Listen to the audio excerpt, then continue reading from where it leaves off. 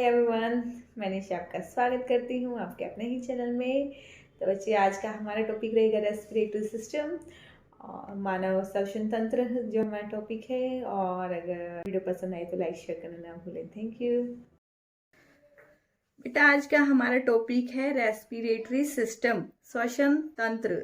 श्वसन तंत्र में हम क्या देखेंगे कि हम जो सांस लेते हैं वो किस किस प्रोसेस के जरिए ऑक्सीजन कहाँ जाती है, उसका क्या होता है, और कार्बन डाइऑक्साइड कैसे वापस आती है। ठीक है, ये सारा प्रोसेस इसमें देखेंगे। तो रेस्पिरेशन की अगर डेफिनेशन पूछी जाए तो रेस्पिरेशन क्या होता है बेटा? Break down of nutrients using oxygen. Break down of nutrients using oxygen and produce energy. अब जो ऑक्सीजन हमने सांस में ली उसको तोड़ के उसके जरिए न्यूट्रिएंट्स को ब्रेक डाउन करते हैं, फिर एनर्जी प्रोड्यूस करते हैं। ठीक है, और ये होता कहाँ है? ये यूकैरियोट्स में होता है। यूकैरियोट्स के अंदर जो माइटोकॉन्ड्रिया होता है उसमें होता है क्या? हमारा रेस्पिरेशन। ठीक है, पोषक तत्वों का ऑक्सीकृत होकर ऊर्जा निर्मुक्त करना क्या कहलाता है? रेस्पिरेशन। और उसके अंदर क्या होता है? ग्लूकोज का विखंडन ही होता है। ठीक है, रेस्पिरेशन में होता क्या क्या शामिल है? 4 स्टेप होते बेटा मेनली पूरे रेस्पिरेशन में, इन्हीं के जरिए पूरा रेस्पिरेशन कंप्लीट होता है। पहले होता है एक्सटर्नल रेस्पिरेशन। एक्सटर्नल रेस्पिरेशन क्या है? नाक से श्वसन नली तक जो हम सांस का लेके जाना, वो एक्सटर्नल रेस्पिरेशन में आता है। ठीक है, एयर का जाना। ट्रांसपोर्ट ऑफ गैसेस, अब अंदर जाके फेफड़ों में जाके कार्बन डाइऑक्साइड वहां से आ रही है, ऑक्सीजन वहां पर जा रही है, तो ये क्या है? ये ट्रांसपोर्ट ऑफ गैसेस वहां पर इसी प्रोसेस में शामिल होता है। थर्ड क्या शामिल होता है रेस्पिरेशन में? इंटरनल रेस्पिरेशन, आंतरिक श्वसन। आंतरिक श्वसन में क्या आएगा? जो ट्रैकिया है, सांस की नली है, वहां से एल्वियोली तक, कुपिकाओं तक का जो एक्सचेंज होता है, मूवमेंट होती है ऑक्सीजन की, कार्बन डाइऑक्साइड की, वो किस में आता है? इंटरनल रेस्पिरेशन में। सेलुलर रेस्पिरेशन, जब एल्वियोली तक तो हो गया था, उसके बाद जो सेल्स के साथ जो एल्वियोली का जो कनेक्शन होता है, ऑक्सीजन का और कार्बन डाइऑक्साइड का एक्सचेंज होना, एल्वियोली के पास क्या होती है? ऑक्सीजन होती है, वो सेल को दे देती है। सेल के पास क्या होती है? कार्बन डाइऑक्साइड होती है, वो इनको दे देती है, फिर वापस हम सांस छोड़ते हैं। ठीक है, ये सारा किस में आता है? ये सारा प्रोसेस किस में शामिल है? रेस्पिरेशन में। ये चारों के चारों स्टेप उसमें शामिल हैं। रेस्पिरेशन बेटा, रेस्पिरेशन में क्या शामिल होता है ये आपको पता होना चाहिए। श्वसन में शामिल होती है 2 प्रक्रियाएं, एक तो वो जो हम सांस अंदर लेते हैं, एक वो जो हम सांस छोड़ते हैं। सांस अंदर लेने की प्रक्रिया को बोलते हैं निःश्वसन, और सांस छोड़ने की प्रक्रिया को बोलते हैं उच्छ्वसन। इंग्लिश में इसको इंस्पिरेशन और इसको एक्सपिरेशन। इंस्पिरेशन के दौरान ऑक्सीजन हम अंदर लेते हैं और एक्सपिरेशन में हम कार्बन डाइऑक्साइड छोड़ते हैं। ये तो बेसिक सी बात है सब बच्चों को। आई होप कि सब बच्चों को इन बातों का पता होगा। बेटा, अगर टाइप्स ऑफ रेस्पिरेशन की बात की जाए तो रेस्पिरेशन 2 तरह का होता है, aerobic respiration, anaerobic respiration. Aerobic respiration बेटा वो होता है जिसमें वायवीय श्वसन जिसको बोलते हैं, जिसमें वायु प्रेजेंट होती है, मतलब कि ऑक्सीजन की जरूरत होती है। अवायवीय श्वसन, एनारोबिक रेस्पिरेशन वो होता है जिसमें ऑक्सीजन की जरूरत नहीं होती। ओके, अब इसमें देखते हैं बच्चे और क्या होता है इसमें difference. Energy obtained is high. अगर हम एरोबिक रेस्पिरेशन की बात करते हैं तो इससे जो हमें एनर्जी मिलती है वो बहुत हाई होती है। वो कितनी ज़्यादा मिलती है? उसकी अधिक मात्रा में हमें एनर्जी मिलती है। और जो एनारोबिक रेस्पिरेशन होता है उसमें एनर्जी हमें कम मात्रा में मिलती है। और take place in eukaryotic cell, जो ज़्यादातर होता है बेटा मोस्टली केसेस में जो एरोबिक रेस्पिरेशन है यूकैरियोटिक सेल्स में होता है। एनारोबिक है वो प्रोकैरियोटिक सेल्स में होता है, जैसे फर्मेंटेशन होना बैक्टीरियाज के अंदर और ईस्ट वगैरह के अंदर, उनके अंदर कैसा रेस्पिरेशन होता है? Anaerobic respiration. ठीक है, आगे देखें बच्चे। एरोबिक रेस्पिरेशन में जो हमारा जो ग्लूकोज होता है वो ब्रेक डाउन होता है, तो क्या क्या देता है? देखो, एरोबिक रेस्पिरेशन वो था ना जिसमें ऑक्सीजन थी, तो ग्लूकोज ब्रेक डाउन हुआ, ऑक्सीजन की हेल्प में, ऑक्सीजन की प्रेजेंस में है, इसीलिए एरोबिक है। अब इसने क्या दिया, 6 कार्बन डाइऑक्साइड के मोलिक्यूल दिए, 12 H2O के दिए, और एनर्जी दी कितनी, 686 कैलोरी। एनर्जी देखो कितनी, 686 किलो कैलोरी एनर्जी ये दे रहा है।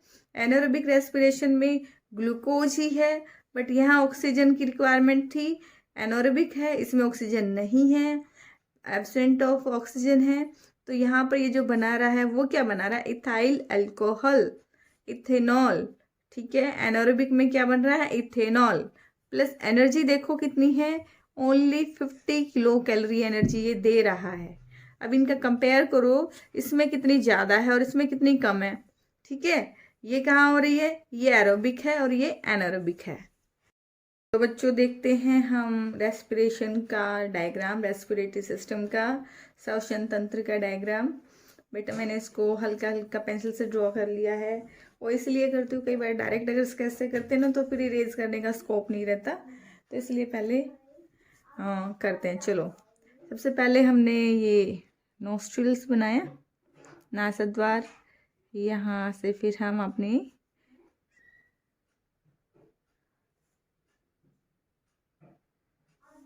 श्वसन नली, ट्रैकिया जिसको बोलते हैं, वो बनाएंगे।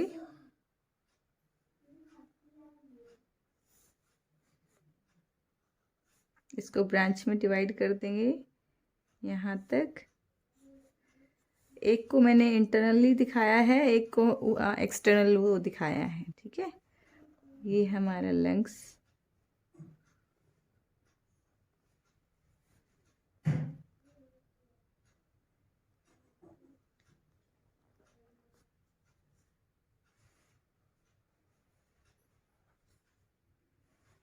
यहाँ से जरा सा इसको नॉच करते हुए ऐसे ही ये बना देंगे।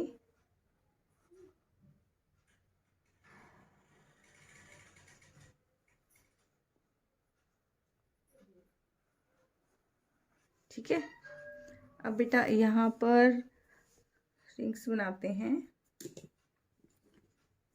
ब्लू कलर से बना देती हूँ। हमारी जो ट्रैकिया होती है, सांस की नली होती है, उसमें आप टच करके देखो गले में सामने से, आपको ये रिंग्स फील होंगी, ये छल्ले से आपको फील होते हैं। इनको बोलते हैं, ये क्या है, अब इसको लेबलिंग करते हैं। पहले अंदर से इसकी ब्रांचेस बना देती हूँ, जैसे टहनियाँ होती है ना पेड़ की, ऐसे ही ब्रांचेस हमारे फेफड़ों के अंदर होती हैं।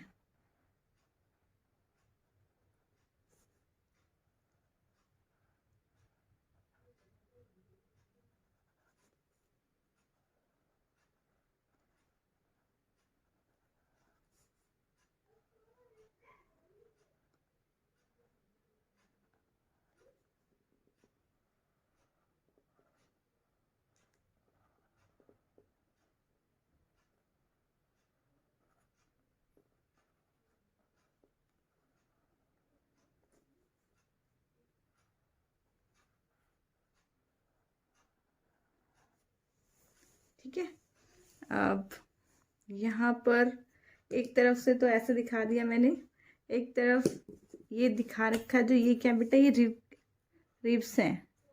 ठीक है, जो हमारे फेफड़े होते हैं वो रिब्स में अंदर वो इनक्लोज्ड होते हैं, जिसकी वजह से हमारा फेफड़ा सेफ रहता है।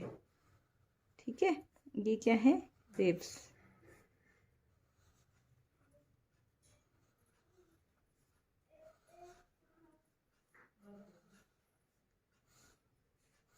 ओके, अब और क्या इसमें आपको दिखाना है, आपको दिखाना है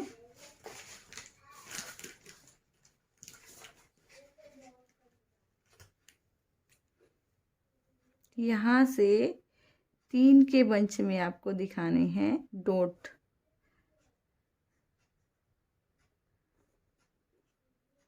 थ्री का पेयर बना के, जैसे ये आपने किया यहाँ पर 3 बंच में, ये जो डॉट्स है ना बेटा, ये कुछ नहीं है, ये एल्वियोली है हमारी, कूपिकाएं जिनको बोलते हैं।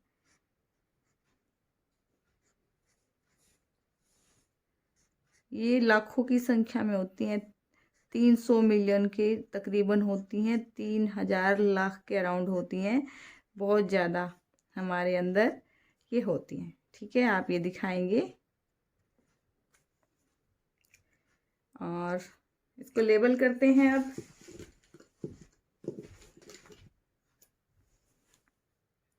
सबसे ऊपर क्या है? नासा द्वार, नॉस्ट्रिल। ये क्या है? नेजल पाथवेज, नासिका मार्ग। ये क्या है? ट्रेकिया, ट्रेकिया श्वास नली जिसको बोलते हैं। ये हमारा लेफ्ट लंग, ये है हमारा राइट लंग। और ये जो नीचे आपको एक मस्कुलर सपोर्ट दिखाई दे रहा है, ये है डायाफ्राम। जो हमारे लंग्स हैं वो यहाँ पर सेटल किसकी वजह से होते हैं? डायाफ्राम की वजह से। और हमारे लंग्स के बीचों बीच क्या होता है? हमारा हार्ट होता है, वो स्लाइटली लेफ्ट की तरफ होता है और उसको यहाँ पर एडजस्ट होता है। इसलिए उसको एडजस्ट करने के चक्कर में ये जो हमारा लेफ्ट वाला लंग है ये यहाँ से अंदर की तरफ होता है, और अंदर की तरफ जैसे ही हुआ तो इसकी वजह से इसकी लेंथ भी बढ़ गई। ठीक है, और यहाँ इसके नीचे क्या होता है हमारा? इसके नीचे होता है लीवर, और यहाँ इसके नीचे होता है हमारा स्टमक। ठीक है, अब ये हम कर चुके हैं कहाँ तक?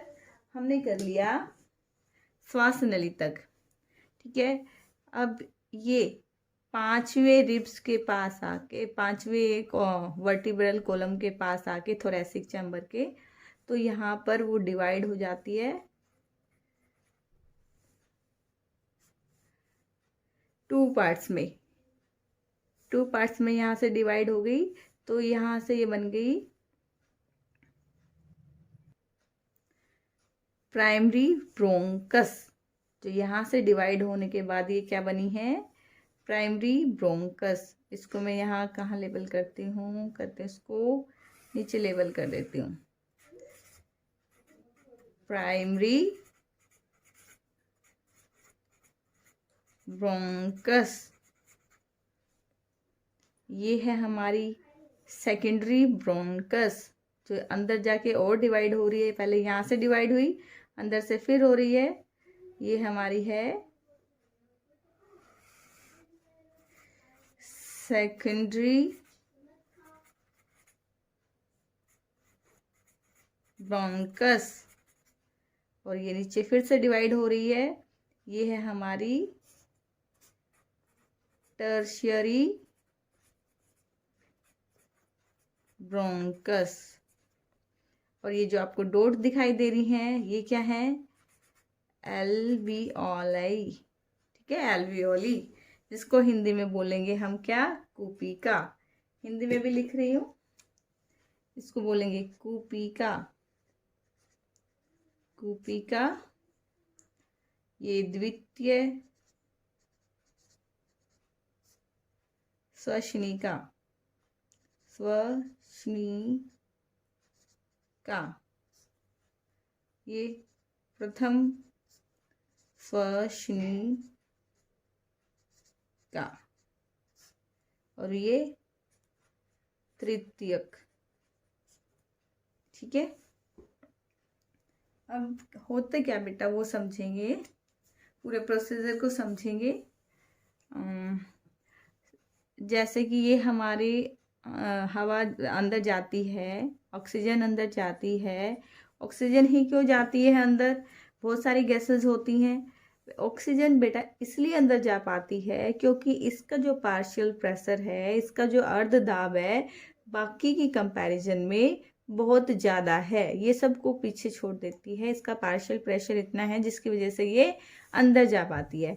अब क्या होता है, हमारे जो गले में होता क्या है, यहाँ पर जिसको फेरिंग्स बोलते हैं, ग्रसनी बोलते हैं, फेरिंग्स, इस पे एक ढक्कन लगा होता है। देखो बेटा, सपोज करो ये हमारी क्या है, ये हमारी श्वास नली है, ट्रैकिया है। ऐसी ही होती है जैसे इसमें रिंग्स हैं, ऐसे ही उसमें कार्टिलेजियस रिंग होते हैं, उपास्थि विलय होते हैं।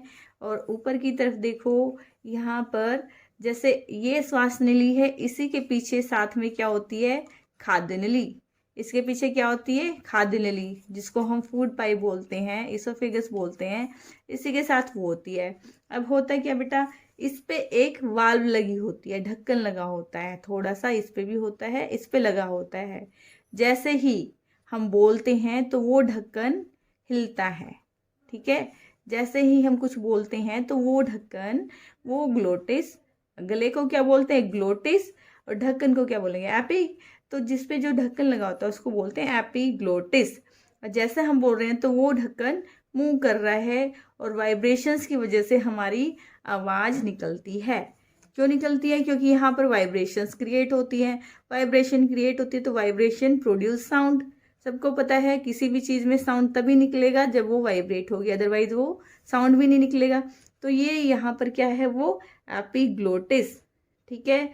उसी के नीचे क्या है, हमारा लैरिंग्स।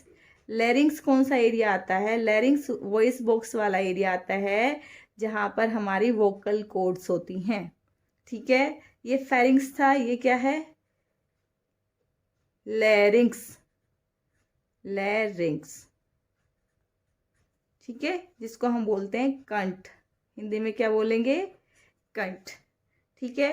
अब क्या हुआ, हमारी जो ऑक्सीजन थी, सांस थी, वो आती है, फेरिंग्स के जरिए एंटर करती है। फेरिंग्स के बाद क्या होता है, एपिग्लोटिस होता है, वो क्या करता है, मूव करता है जैसे एंटर करती है एयर, और फिर यहाँ पर वाइब्रेट होती है, वोकल कॉर्ड्स होती हैं, जिसकी वजह से हमारी आवाज़ निकलती है। दो तरह की वोकल कॉर्ड होती है बेटा, एक आगे की तरफ होती है, एक पीछे की तरफ होती है। जैसे ये है ना, एक पीछे एक आगे, और जो आगे वाली है वो फॉल्स वोकल कॉर्ड होती है, पीछे वाली ट्रू वोकल कॉर्ड होती है, जिसकी वजह से साउंड प्रोड्यूस होता है, वो पीछे वाली होती है, ठीक है। अब क्या होता है, वोकल कॉर्ड्स की वजह से साउंड प्रोड्यूस हुआ, अब एयर आती है नीचे, ऑक्सीजन नीचे आती है, किसके जरिए आती है, ट्रैकिया के जरिए। ट्रैकिया में, अब ट्रैकिया क्या थी, हमारी श्वास नली थी, अब ट्रैकिया के जरिए आती है, और प्राइमरी ब्रोंकस में दोनों तरफ मूव करती है, एक इधर लेफ्ट और राइट दोनों लंग्स में जाएगी। एक को मैंने कवर कर रखा है, एक का मैंने आउटर स्ट्रक्चर दिखा रखा है, क्योंकि ये रिब्स के अंदर हमारे फेफड़े, हमारे लंग्स सेफ होते हैं, तो कैसे बंद रहते हैं उसके अंदर वो दिखा रखा है, ठीक है। एक मैंने पूरा ओपन करके दिखा रखा है। अब क्या होता है, आ गई है एयर, ऑक्सीजन आ गई है, अब प्राइमरी ब्रोंकस के जरिए दोनों पार्ट्स में चलेगी, लेफ्ट राइट में। अब यहाँ से सेकेंडरी ब्रोंकस के जरिए बाकी सभी ब्रांचेज में जा रही है। यहाँ से लास्ट में एंड में कहाँ जाती है, एंड में जाती है एल्वियोलाई के पास, एल्वियोली के पास जाती है। ये देखो एल्वियोली होती कैसी है बेटा, ये आपको अलग से पेज पे मैं दिखाऊंगी, ठीक है। अब यहाँ आकर क्या होता है, यहाँ से जो इधर हमारे जो पल्मोनरी, आपने हमने उसमें हार्ट वाले उसमें चैप्टर में देखा, पल्मोनरी आर्टरीज आ रही थी ना, जिसमें कैसा खून था, इम्प्योर ब्लड था, वो क्या करेंगी, यहाँ से ऑक्सीजन लेंगी, इनको कार्बन डाइऑक्साइड दे देंगी, और जो बाकी ब्लड वेसल्स हैं उनको ये ऑक्सीजन दे देगा। कार्बन डाइऑक्साइड और ऑक्सीजन के एक्सचेंज यहाँ पर हो गया, वो किस में हुआ है, सेल में, ठीक है। अब यहाँ पर उन्होंने ले ली, अब वो बाकी पल्मोनरी वेन्स के जरिए हार्ट तक आती हैं। तो ऐसे तो ऑक्सीजन और कार्बन डाइऑक्साइड का एक्सचेंज हो गया, वो एक्सचेंज कहाँ हो रहा है, सेल के अंदर, इसलिए उसको बोलेंगे सेलुलर रेस्पिरेशन। सेलुलर रेस्पिरेशन कब बोलेंगे, क्योंकि यहाँ पर आकर सेल्स से ऑक्सीजन और कार्बन डाइऑक्साइड का एक्सचेंज हो रहा है, इसको हम सेलुलर रेस्पिरेशन बोलते हैं। क्लियर बेटा, अब यहाँ से एक्सचेंज हो गया, अब हार्ट के पास जाएगी और वहाँ वो ब्लड, प्योर ब्लड वहाँ पे एंटर करेगा। अब यहाँ पर एक चीज और देखो, आपने जो रेस्पिरेशन के देखे, हमने सबसे पहले देखा था एक्सटर्नल रेस्पिरेशन। एक्सटर्नल रेस्पिरेशन वो था बेटा जो नोस्ट्रिल से ट्रैकिया तक था। नोस्ट्रिल से ट्रैकिया तक जो रेस्पिरेशन होता है वो एक्सटर्नल। अब ट्रैकिया से लंग्स तक जो हुआ वो इंटरनल। ठीक है, ट्रैकिया से लंग्स तक जो हो रहा है वो इंटरनल, और जो एल्वियोली और सेल के बीच में हो रहा है वो है सेलुलर। वो कैसा रेस्पिरेशन है? Cellular respiration. इसको भी हमने देखेंगे, शुरुआत में भी देखा है, अब फिर एक बार देख लेंगे इसको। ये देखो बेटा, जो रेस्पिरेशन है उसमें 4 स्टेप इंक्लूड होते हैं मेनली। एक्सटर्नल आपको मैंने दिखा दिया, नोस्ट्रिल से ट्रैकिया तक, नाक से ट्रैकिया तक, सांस की नली तक जो आया वो कैसा था? एक्सटर्नल। उसके बाद ट्रांसपोर्ट ऑफ गैसेस हुआ। ट्रांसपोर्ट ऑफ गैसेस कैसे हो रहा है? यहाँ पर देखो, ऑक्सीजन ली जा रही है, कार्बन डाइऑक्साइड इनको दी जा रही है, तो ये ट्रांसपोर्ट ऑफ गैसेस हो गया। थर्ड था इसमें इंटरनल रेस्पिरेशन। इंटरनल रेस्पिरेशन कैसा था? ट्रैकिया से एल्वियोली तक। ये ट्रैकिया से एल्वियोली तक जो रेस्पिरेशन का स्टेप है, गैसेस जैसे आ जा रही हैं, उसको बोलेंगे इंटरनल रेस्पिरेशन। सेलुलर रेस्पिरेशन में एल्वियोली से सेल तक, एल्वियोली से सेल तक जो गया वो कैसा था? Cellular respiration. अब इसके बाद होता क्या है? जो सेलुलर रेस्पिरेशन है उसमें क्या होगा? आगे का स्टेप है ये, जो ग्लूकोज हम खाते हैं वो ग्लूकोज टूटता है। ग्लूकोज का टूटना क्या कहलाता है? ग्लाइकोलिसिस। अब ग्लाइकोलिसिस होकर क्या बना? पायरुविक एसिड बना। पायरुविक एसिड से क्या बने? एटीपी बना। एटीपी क्या थे? Adenosine triphosphate. एटीपी की फुल फॉर्म क्या है? Adenosine triphosphate. और एक बात याद रखनी है, यहाँ पर पायरुविक एसिड से 2 एटीपी निकल रहे थे, तो एक एटीपी 8000 किलो एनर्जी दे रहा था, 8000 कैलोरी की एनर्जी दे रहा था, तो 2 निकले तो कितनी हुई? 16000 कैलोरी हमें मिली। 2 एटीपी से, एक पायरुविक से हमें 2 एटीपी मिले, 2 एटीपी से हमें टोटल एनर्जी कितनी मिल गई? 16000 कैलोरी। अब जो वो कैलोरी वाली एनर्जी है, एनर्जी किस फॉर्म में मूव करेगी हमारी बॉडी में? इलेक्ट्रॉन की फॉर्म में। इलेक्ट्रॉन की फॉर्म में एनर्जी मूव कर रही है, तो इसीलिए थर्ड स्टेप में क्या हुआ? Electron transport chain. वो एक चेन फॉर्मेशन होती है, इलेक्ट्रॉन वहां से वहां ट्रांसपोर्ट हो रहे हैं, एनर्जी भी ट्रांसपोर्ट हो रही है, इसलिए थर्ड स्टेप में क्या हुआ? इलेक्ट्रॉन ट्रांसपोर्ट चेन फॉर्मेशन हुई। तो ये तीनों स्टेप किस में आए? सेलुलर रेस्पिरेशन में। जो पायरुविक एसिड से एटीपी बनना क्रेब्स साइकिल में आ गया, और एटीपी से जो एनर्जी मिली उससे इलेक्ट्रॉन फॉर्म में आना वो इलेक्ट्रॉन ट्रांसपोर्ट चेन की फॉर्म में आ गया। क्लियर है बच्चे? बेटा जो डायग्राम हमने देखा, उसके बाद अगर उसी को हम एक फ्लो चार्ट में दिखाना चाहें सारे प्रोसेस को, कि एयर कहाँ कहाँ से जाती है, कैसे कैसे मूव करती है, देखते हैं। एक्सटर्नल नोस्ट्रिल से पहले, सबसे पहले कहाँ गई? एयर गई एक्सटर्नल नोस्ट्रिल में। वही स्टेप हमने यहाँ पे जहां जहां से गई है ना एयर, उसी को हमने स्टेप बाय स्टेप लिखना है। सबसे पहले यहाँ, फिर यहाँ, फिर यहाँ, फिर यहाँ, फिर यहाँ पे पूरा स्टेप लिखना है। सबसे पहले नासा द्वार के जरिए कहाँ गई? नासिका मार्ग, जिसको हम नासल पाथवे बोलेंगे। फिर गई है फेरिंग्स में, फिर लैरिंग्स में, फिर ट्रैकिया में, फिर primary bronchus, secondary bronchus, tertiary bronchus, bronchioles, alveoli, और लास्ट में गैसियस एक्सचेंज होता है। ये सारे क्या है? ये सारे के सारे वो पार्ट्स है जहां पर हमारी एयर मूव करती है।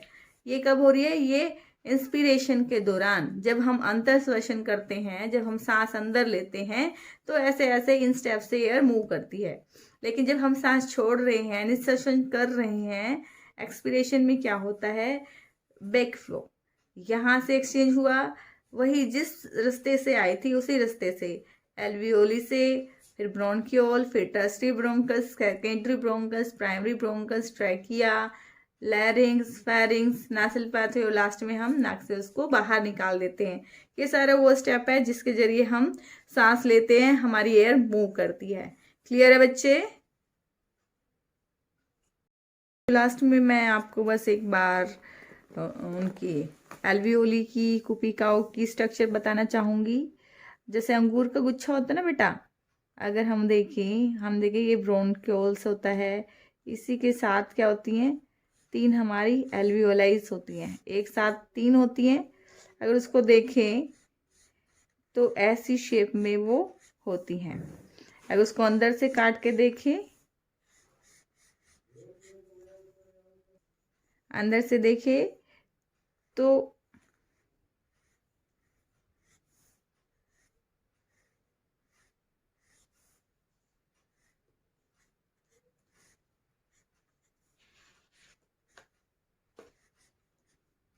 ऐसे आपको दिखाई देंगी। और 3D में देखें तो बिल्कुल ही जैसे अंगूरों के गुच्छे होते हैं।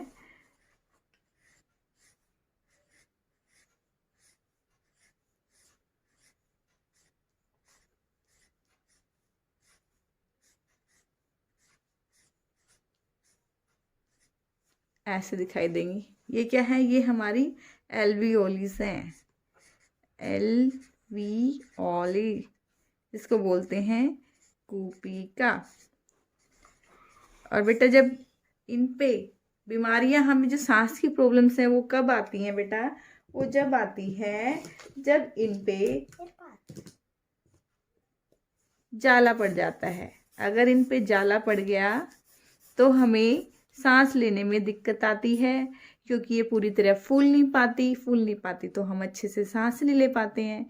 और ऐसे ही जब ये इनमें कोई दिक्कत आती है, या सिगरेट पीने वाले हैं, स्मोकिंग करने वाले हैं, तो वो तभी ये इनके पे जाला पड़ जाता है और वो अच्छे से सांस नहीं ले पाते, जिसकी वजह से कफिंग की प्रॉब्लम आती है। ठीक है बेटा, तो ये हमारी आज की वीडियो कंप्लीट हुई, आज का टॉपिक कंप्लीट हुआ। अगर वीडियो पसंद आए तो प्लीज़ लाइक शेयर करना ना भूलें। और जैसे यहाँ पे दिक्कत आती है ना, यहाँ पे दिक्कत आई, एल्वियोलिस में आई, तो वो दिक्कत जब यहाँ तक ब्रोंक्यूल्स तक, प्राइमरी ब्रोंकस तक पहुँच जाती है तो वो अस्थमा बन जाती है, और भी आगे तक पहुँच जाती है तो वो कैंसर का कॉज भी बन सकती है बेटा। तो इसीलिए कहते हैं कि जो भी हम खाते पीते हैं वो हमें हमेशा हेल्दी खाना चाहिए, सुबह योगा करना चाहिए, सो दैट अच्छी हवा अंदर जा सके, हमारे लंग्स की कैपेसिटी, हमारी एल्वियोलीज की कैपेसिटी बढ़ती रहे। ठीक है, आशा करती हूँ वीडियो पसंद आई होगी। अगर पसंद आए तो लाइक शेयर करना ना भूलें। Thank you.